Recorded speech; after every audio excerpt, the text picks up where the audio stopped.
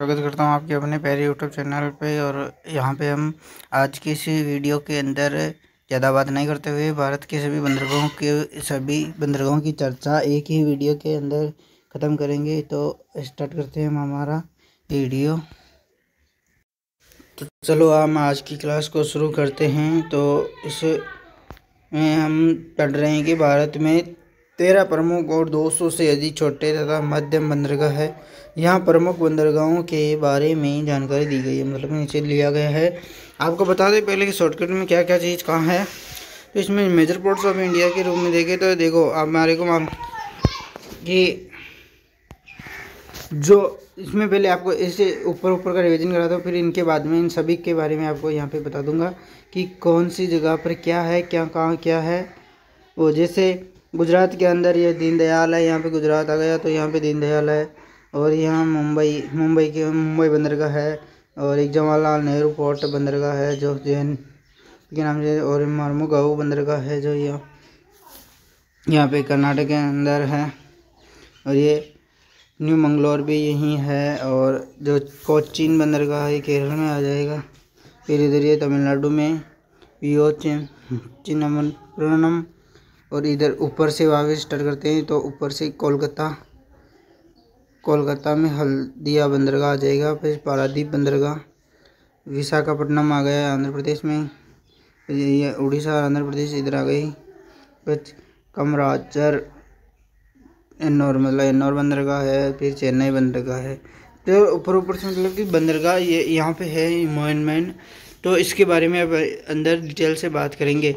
तो पश्चिमी तट के प्रमुख बंदरगाह, यानी कि पश्चिमी तट यानी कि इस साइड के जो बंदरगाह है मैं बताता हूँ।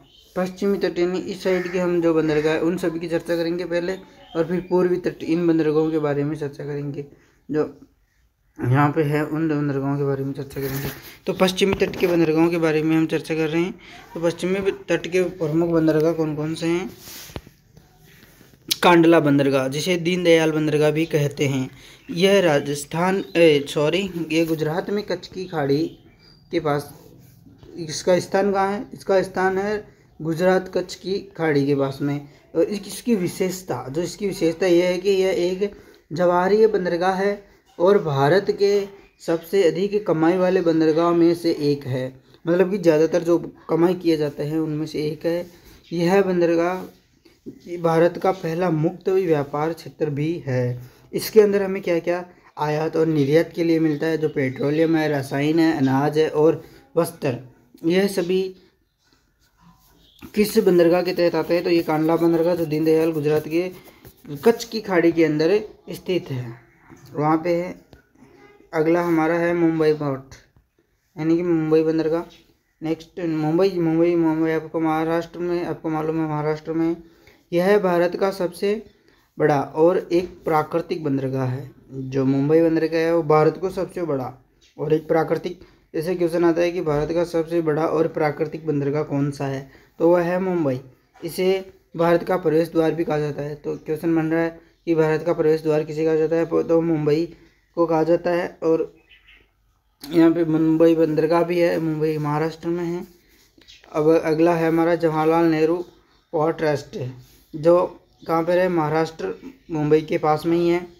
इसकी विशेषता यह है कि यह भारत का सबसे बड़ा कंटेनर हैंडलिंग बंदरगाह है, जिसे न्यावा सेवा भी के नाम से भी जाना, जो जवाहरलाल नेहरू बंदरगाह इसको न्यावा सेवा के नाम से भी जाना जाता है।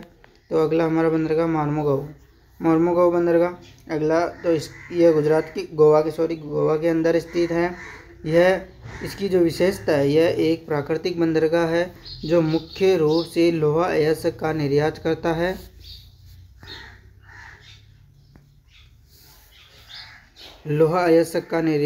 है। अब अगला है न्यू मंगलोर बंदरगाह यह कर्नाटक के अंदर स्थित है। हमने बताया पिछले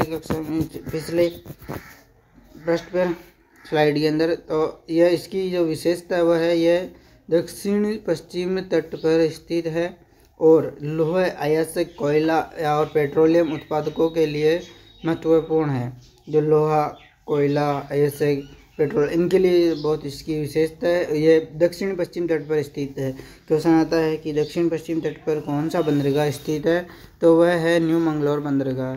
अगला हमारा कोचीन बंदरगाह, इसकी जो विशेषता है वह केरल कोचीन बंदरगाह है। यह केरल में स्थित है। इसकी विशेषता यह है कि यह एक प्राकृतिक बंदरगाह है जिसे अरब सागर की रानी कहा जाता है। अरब सागर की रानी किसे कहा जाता है, तो उसे कोचीन बंदरगाह को कहा जाता है। पूर्वी तट के प्रमुख बंदरगाहों की चर्चा अब हम यहाँ पे करेंगे। नीचे जो पूर्वी तट के बंदरगाह कौन कौन से हैं, उन सभी की चर्चा यहाँ से करेंगे। तो पहला है कोलकाता बंदरगाह। पूर्वी तट का पहला बंदरगाह है कोलकाता बंदरगाह, जिसे श्यामा प्रसाद मुखर्जी पोर्ट ट्रस्ट भी कहा जाता है। यह पश्चिम बंगाल में हुगली नदी पर स्थित है। कोलकाता बंदरगाह कहाँ स्थित है, यह पश्चिम बंगाल में हुगली नदी पर स्थित है। इसकी जो विशेषता है, यह भारत का सबसे पुराना नदी बंदरगाह है। जो पुराने हमारे जो लोग थे उनका यह बंदरगाह है। तो पारादीप बंदरगाह ओडिशा बंगाल की खाड़ी में, कहाँ पर आपको ध्यान है, पारादीप बंदरगाह, ये हमारा सेकंड आ गया। यह ओडिशा के अंदर बंगाल की खाड़ी में स्थित है।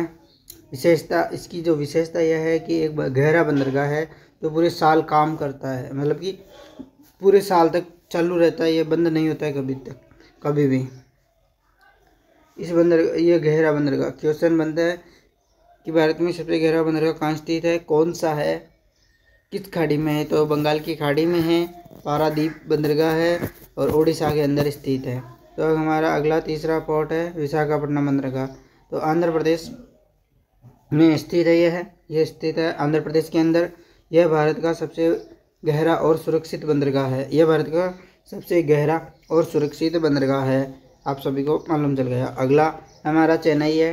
तो ये हमारा चौथा बंदरगाह गया, फोर्थ बंदरगाह। तो यह कहाँ पर है, ये तमिलनाडु में स्थित है, चेन्नई बंदरगाह। इसकी जो विशेषता है, यह भारत का सबसे प्राचीन कृत्रिम बंदरगाह है। जो भारत का सबसे प्राचीन कृत्रिम बंदरगाह वो तमिलनाडु के अंदर है, और जो कौन सा है वो चेन्नई है। और कामराजार बंदरगाह, जिसे एनोर बंदरगाह भी कहते हैं, ये भी तमिलनाडु में स्थित है। अब ज़्यादातर जो बंदरगाह होंगे वो तमिलनाडु में स्थित है। ये चौथा हो गया, ये पांचवा, ये फिफ्थ हो गया। इसकी जो विशेषता है, यह भारत का एकमात्र प्रमुख बंदरगाह है जो एक कंपनी के रूप में संगठित है। किसके रूप में संगठित है, यह कंपनी के रूप में संगठित है, कामराजार बंदरगाह, जो एनोर बंदरगाह है। अगला हमारा है, ये सिक्स हो गया, सिक्सवा बंदरगाह, यह तुतिकोरिन बंदरगाह है, जो वीओ चंद्र बर्नार्ड बंदरगाह के नाम से भी इसे जाना जाता है। यह भी तमिलनाडु के अंदर है। इसकी जो विशेषता है, यह एक छिलछला बंदरगाह है जहां बड़े जहाज तट से दूर रुकते हैं। छिलछला बंदरगाह भी इसे कहा जाता है। ये देखो कितना मस्त है कि छिलछला बंदरगाह किसे कहा जाता है, तो तुतिकोरिन को कहा जाता है। वो है कहाँ, तो वह तमिलनाडु के अंदर है। अब आपको हम बताएंगे अन्य प्रमुख बंदरगाह कौन कौन से हैं। तो एक पोर्ट ब्लेयर बंदरगाह है, स्थान इसका अंडमान और निकोबार द्वीप है। तो आपको देखो, मैंने इतने बंदरगाह बता दिए, 13 बंदरगाह हो गए आपके। एक बार रिवीजन करा देता हूँ आपको, जैसे कि ये पश्चिमी तट के और ये पूर्वी तट के बंदरगाहों के बारे में आपको मैंने पूरा बता दिया डिटेल। तो पश्चिमी तट के प्रमुख बंदरगाह देखो, पहला कांडला बंदरगाह, दूसरा मुंबई बंदरगाह, तीसरा Jawaharlal Nehru port trust, fourth Mormugao बंदरगाह, फिफ्थ न्यू मंगलौर बंदरगाह। ज़्यादातर इनको याद रखना है कि कौन सी जगह कौन सा स्थित है। सिक्स्थ है हमारा कोचीन बंदरगाह, फिर वहाँ यहाँ से पूर्वी तट के आ गई। 7 कोलकाता बंदरगाह, 8 पारादीप बंदरगाह, 9 विशाखापट्टनम, 10 चेन्नई बंदरगाह, 11 कामराजार बंदरगाह, 12 तुतिकोरिन और 13 ये पोर्ट ब्लेयर बंदरगाह। ये हो गए हमारे 13 मोस्ट है जो मेजर आपको ऊपर बताए स्लाइड के अंदर कौन कौन से हैं। जैसे हमने वहाँ पे चर्चा की कि जो कांडला बंदरगाह है गुजरात के अंदर है, तो गुजरात में आ गया। और ये 2 बंदरगाह कौन से है, मुंबई पोर्ट और एक जवाहरलाल नेहरू पोर्ट है। आपको बताया कि जो महाराष्ट्र के अंदर है, तो ये महाराष्ट्र के अंदर बता दिया आपको। और गोवा के अंदर हमने बताया कि मारमुगांव बंदरगाह है, तो ये मारमुगांव बंदरगाह गोवा के अंदर स्थित यहाँ पर है। ये आपको एकदम लोकेशन बता रखी है कि कहाँ पर क्या चीज़ है। फिर हमारा अगला है कर्नाटक के अंदर न्यू मंगलोर बंदरगाह है, ये यहाँ पर है। फिर केरला बंदरगाह है तो कोचीन पोर्ट यहाँ पर स्थित है। फिर यहाँ ये पश्चिमी तट के बंदरगाह है। अब यहाँ से पूर्वी तट के बंदरगाहों के बारे में हम चर्चा करेंगे। 13 के 13 पूर्वी तट के बंदरगाह, तो यहाँ से स्टार्ट हो जाए वेस्ट बंगाल यानी पश्चिम बंगाल से, तो इसी में हल्दिया पोर्ट भी है, लेकिन इसके बारे में हम चर्चा नहीं है क्योंकि इतना मस्त नहीं है। जैसे अगला कोलकाता बंदरगाह भी है, इसे श्यामा प्रसाद मुखर्जी बंदरगाह भी कहते हैं। एक उड़ीसा के अंदर पारादीप हमने चर्चा की है। आंध्र प्रदेश के अंदर विशाखापट्टनम है।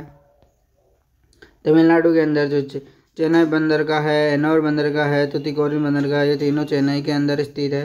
तो हमने इसी प्रकार सभी बंदरगाहों की चर्चा एक ही क्लास में कर ली है। तो आपको आज की क्लास कैसी लगी?